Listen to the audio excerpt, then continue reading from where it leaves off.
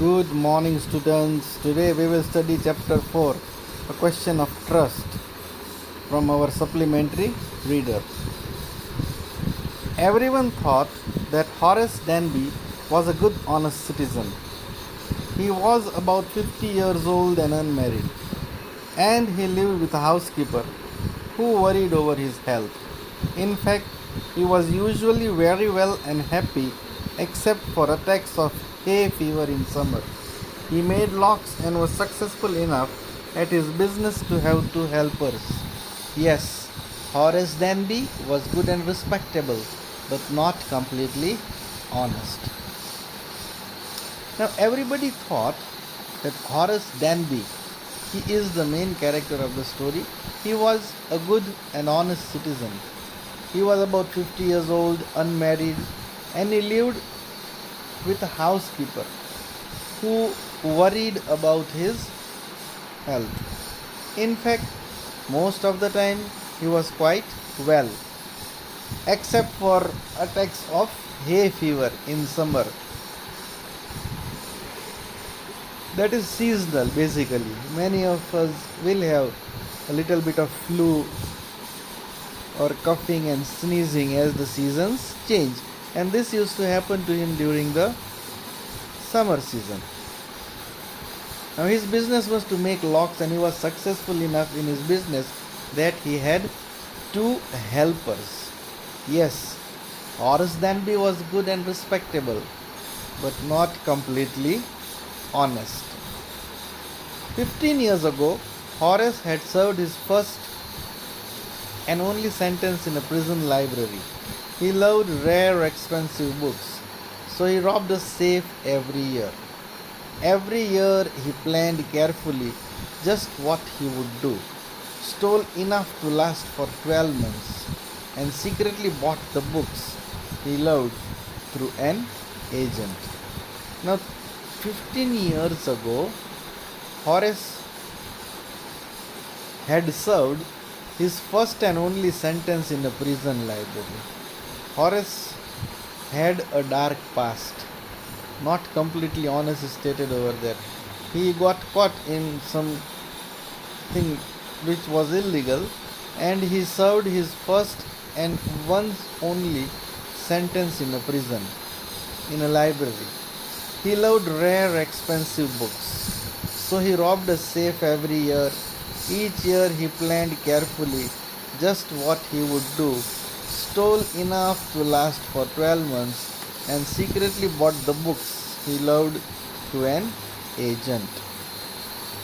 Now, when he got caught 15 years back and he served in a prison library, he fell in love with rare, expensive books. So, what did he do? He used to rob once a year. And what he would do? He would rob a safe.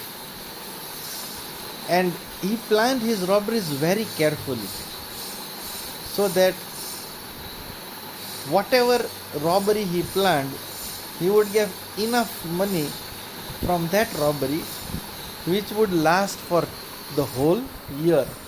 And he used to secretly buy books which he loved through an agent. This was basically what Horace Danby used to do. He used to rob to survive, but since it was only once in a year, he had to show people from where he earned money, so he had this business of making locks. Now, walking in the bright July sunshine, he felt sure that this year's robbery was going to be as successful as all the others. For 2 weeks, he had been studying the house at Shotover Grange, looking at its rooms, its electric wirings, its paths, and its garden. This afternoon, the two servants who remained in the Grange while the family was in London had gone to the movies. Horace saw them go, and he felt happy in spite of a little tickle of hay fever in his nose. He came out from behind the garden wall, his tools carefully packed in a bag on his back. Now he was walking in the bright July sunshine. He felt sure that, like every year, this year's robbery was also going to be successful because he had been doing this for the past 15 years. It was 15 years before that he was caught and he was sentenced to prison, where he served in the prison library. That is the only time he had got caught. And 15 years is a long time to be a successful person not to get caught in his robberies. For 2 weeks, he was studying a house at the Shotover Grange, looking at its rooms, its electric wiring, its paths, and its garden. On this afternoon, the two servants who remained in the Grange with the family was in London had gone to the movies. Horace had seen them go and he felt very happy, in spite of a little tickle of hay fever in his nose. He came out from behind the garden wall, his tools carefully packed in a bag on his back. There were about £15,000 worth of jewels in the Grange safe.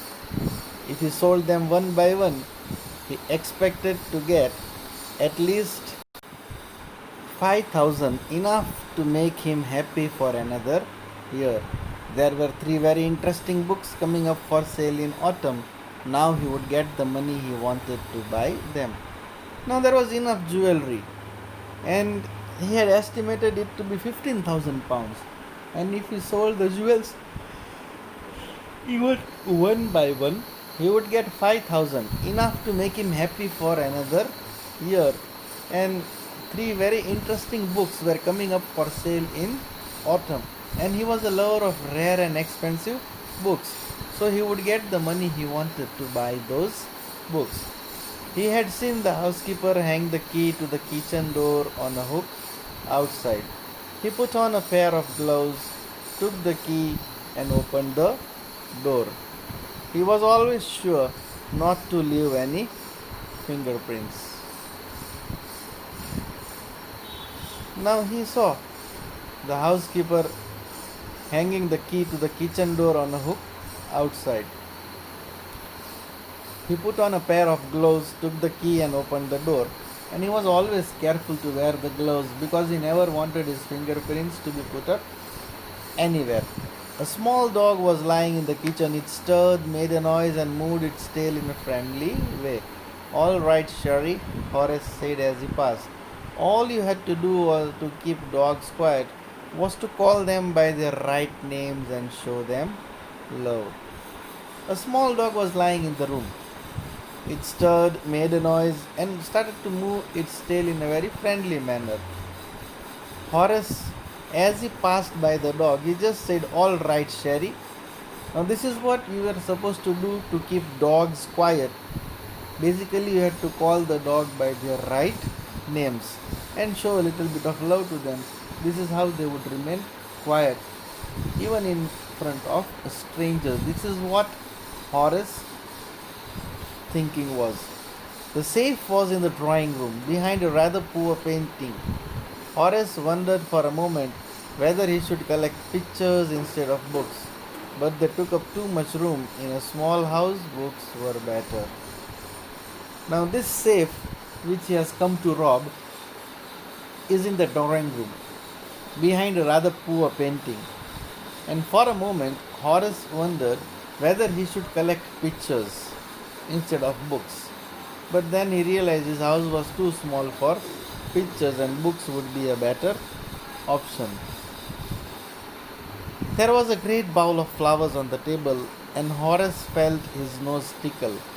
He gave a little sneeze, then put down his bag, carefully arranged his stool, and he had 4 hours before the servants returned.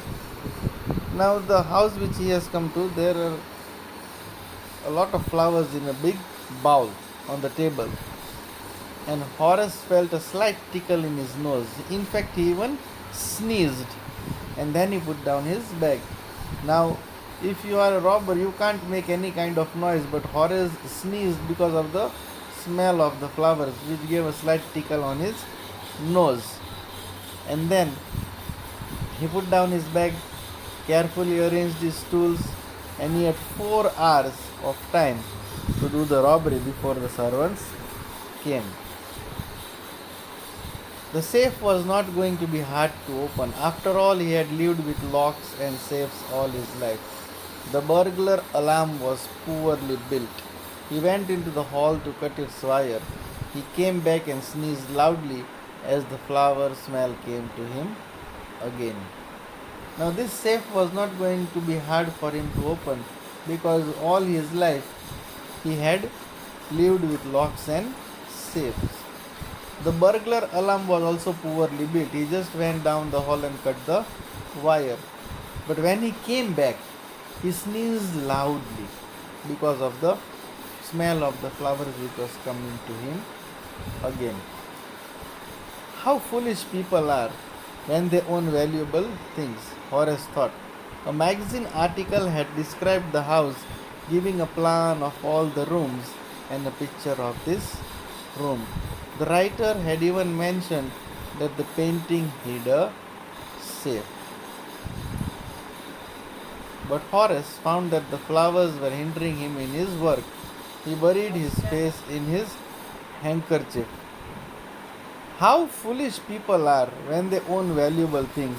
This is what Horace thought when he was inside this house. Because, why does he say how foolish people are? There was a magazine article which described this house which he was doing his robbery. It gave a plan of all the rooms, and it even stated that there was a picture in this room, and the writer had even mentioned that the picture hid a safe. But Horace found that the flowers were hindering him in his work. He buried his face in his hand. But Horace found that the flowers were hindering him in his work. He buried his face in his handkerchief. Then he heard a voice say from the doorway, "What is it, a cold or hay fever?" Before he could think, Horace said hay fever and found himself sneezing again. The voice went on, "You can cure it with a special treatment, if you find out just what plant gives you the disease. I think you'd better see a doctor if you are serious about your work. I heard you from the top of the house just now." Now Horace found that these flowers were hindering him in his work because he was sneezing every now and then, and on top he has come inside the house to do a robbery.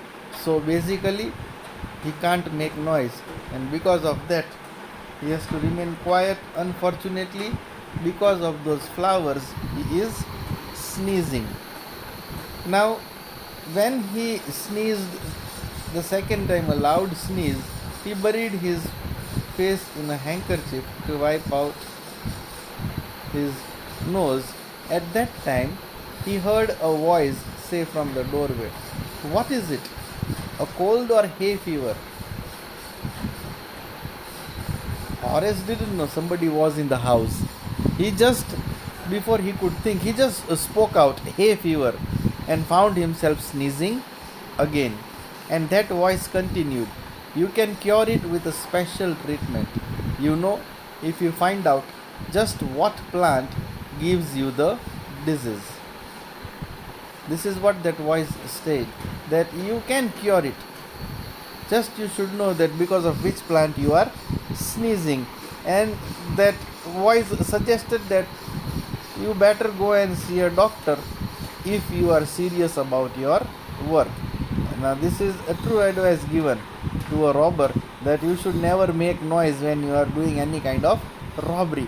So you better consult a doctor if you are serious about your work. And then that voice said that, "I heard you from the top of the house just now." That noise had been heard by the person whose voice only is stated over here, when that person was at the top of the house. It was a quiet, kindly voice, but one with firmness in it. A woman was standing in the doorway, and Sherry was rubbing against her. She was young, quite pretty, and was dressed in red. She walked to the fireplace and straightened the ornaments there. Down, Sherry, she said. Anyone would think I had been away for a month. She smiled at Horace and went on. However, I came back just in time, though I didn't expect to meet a burglar. The voice was a quiet voice, a kindly voice, but one with firmness in it. It was a firm voice, a quiet and kindly voice, and the voice was of a woman because Horace saw a woman standing in the doorway, and that dog, Sherry, was rubbing against her. She was young, pretty, and was dressed in red. She walked to the fireplace and straightened the ornaments which were over there. Now that dog which was rubbing against her, she just told that dog, down, Sherry. And anyone would think, now she talks with Horace, that I have been away for a month. And then she smiled and continued. However, she says, I came back just in time, but I was not expecting to meet a burglar in my house. Burglar is a thief. This is what the young lady tells. Horace had some hope because she seemed to be amused at meeting him. He might avoid trouble if he treated her the right way. He replied, I didn't expect to meet one of the family. She nodded. I see what an inconvenience it is for you to meet me. What are you going to do?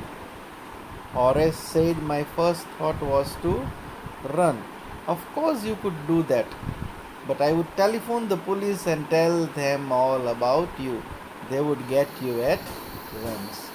Now, Horace thought he had some hope because the lady seemed amused at meeting him. He thought he might avoid trouble if he treated her the right way. And then he replied to the lady, I also didn't expect to meet one of the members of the family. She also nodded, and then she said, I see what an inconvenience it is for you to meet me.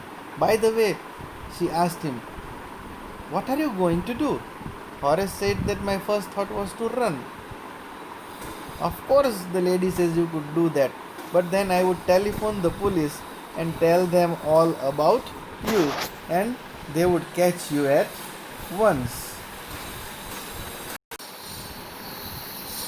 Horace said I would of course cut the telephone wires first, and then he hesitated, a smile on his face. I would make sure that you could do nothing for some time. A few hours would be enough. She looked at him seriously. You would hurt me?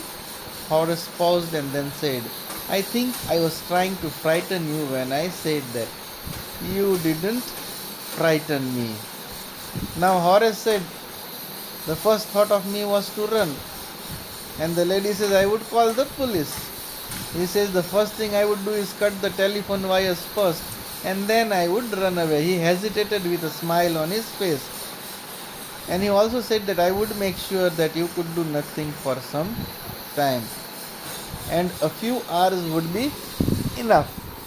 So she looked at him seriously and asked him, were you going to hurt me? Horace said, I think I was trying to frighten you when I said that. But the lady says you didn't frighten me. Horace suggested, it would be nice if you would forget you ever saw me. Let me go. The voice was suddenly sharp. Why should I? You were going to rob me. If I let you go, you will only rob someone else. Society must be protected from men like you. Now when the lady said you didn't frighten me, Horace just suggested to her that it would be nice if you would forget you ever saw me. And then he told, please let me go. Suddenly the lady's tone changed. Her voice became sharp. She was telling, why should I? You are going to rob me. If I let you go, you will rob somebody else.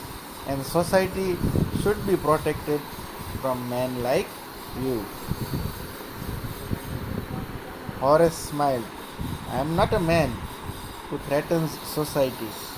I steal only from those who have a lot of money. I steal for a very good reason, and I hate the thought of prison. She laughed. and he begged, thinking that he had persuaded her. Look, I have no right to ask you for anything, but I am desperate. Let me go, and I promise never to do this kind of thing again. I really mean it.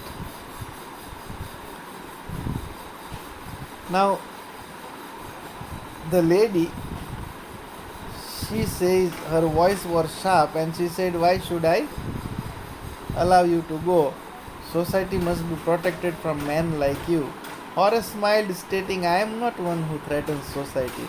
I just steal from people, those who have lots of money. And it is for a very good reason that I steal. And I hate the thought of prison. She started to laugh. The man begged her, thinking that he had persuaded her. He said to her that he had no right to ask for anything, but he was desperate. And he also promised her that if she allowed him to go, he would never do this kind of thing again. And he really meant it when he said so. She was silent, watching him closely. Then she said, you are really afraid of going to prison, aren't you? She came over to him, shaking her head. I have always liked the wrong kind of people. She picked up a silver box from the table and took a cigarette from it. Horace, eager to please her and seeing that she might help him, took off his gloves and gave her his cigarette lighter. You let me go. He held the lighter towards her. Yes, but only if you will do something for me. Anything you say. Now she was silently watching him, and then she said, you are really afraid to go to prison, aren't you? And she came over to him, shaking her head. She says, I have always kind of liked the wrong kind of people. And then she picked up a silver box from a table and took a cigarette from it. Horace has been caught red-handed, but he wants to go away from there. And if it becomes an easy process to go from there, he won't land in trouble. So he is trying to impress the lady. So in his eagerness to please her, and since he saw that she might need help, he removed his gloves and gave her his cigarette lighter. And as soon as he handed the lighter to her, he says, you let me go. She told, yes, I will let you go, but only if you will do something for me. Horace said, anything you say I will do for you if you let me go. Before we left for London, I promised my husband to take my jewels to our bank, but I left them here in the safe. I want to wear them to a party tonight. So I came down to get them, but Horace smiled. You've forgotten the numbers to open the safe, haven't you? Yes, replied the young lady. Just leave it to me, and you will have them within an hour. But I will have to break your safe. Don't worry about that. My husband won't be here for a month, and I will have the safe mended by that time. Now the lady is asking, before you go, you have to do one work for me, and Horace says, anything you say. Then she told that before we left for London, I had promised my husband to take all the jewels to the bank, but I left them here in the safe because I wanted to wear them for a party tonight. So I came down to get them, and she stopped speaking. And Horace straight away told, smiling, you have forgotten the numbers to open the safe, isn't it? And the lady replied, yes, it is true. Horace said, just leave it to me, and you will have them within an hour. But the only thing is, I will have to break your safe. The lady says, don't worry about that. My husband won't be here for a month, and by the time I will mend the safe.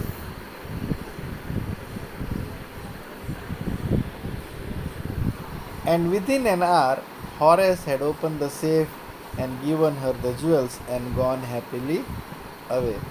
For 2 days, he kept his promise to the kind young lady. On the morning of the third day, however, he thought of the books he wanted and he knew he would have to look for another safe, but he never got the chance to begin his plan. By noon, a policeman had arrested him for the jewel robbery at Shotover Grange. Within an hour, Horace opened the safe, he gave the jewels to the lady, and he also went away home happily without any problem, in spite of being caught. For 2 days, he kept the promise which he had given to the lady that I will never do this kind of thing again. But on the third day, he remembered those books which were coming up for sale in a short period of time, and he knew that if he wanted to read those books, he will have to look for another safe for robbery. But he never got a chance because on the third day in the afternoon, the police came and arrested him for jewel robbery at Shotover Grange. His fingerprints, for he had opened the safe without gloves, were all over the room, and no one believed him when he said that the wife of the owner of the house had asked him to open the safe for her. The wife herself, a grey haired, sharp tongued woman of 60, said the story was nonsense. Now he too was surprised. How did the police come to know that he was the one who robbed? His fingerprints were all over the place. Why his fingerprints were all over the place?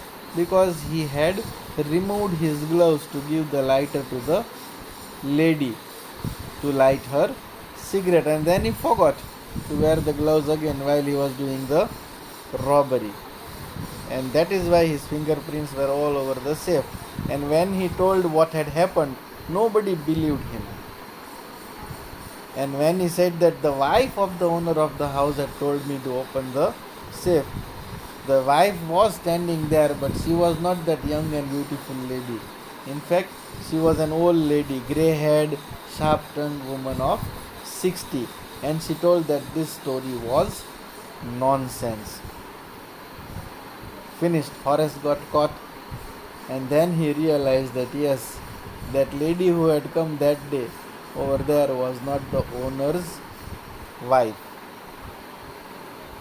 She also was a robber who didn't know how to open the safe, and she tricked Horace to do this robbery. And now Horace is the assistant librarian in the prison. He often thinks of the charming, clever young lady who was in the same profession as he was and who tricked him. He gets very angry when anyone talks about honor among thieves. Horace is now an assistant librarian in the prison, and he regularly keeps on thinking of this charming and clever young lady who was just like him, a burglar in the same profession, and she tricked him that day. And he regularly gets angry now when anybody talks about honor among thieves, because that lady that day did not behave honorably. She told that she will never tell anybody, but that lady herself informed. That is why the police came over to his house, and in 2 days he was arrested.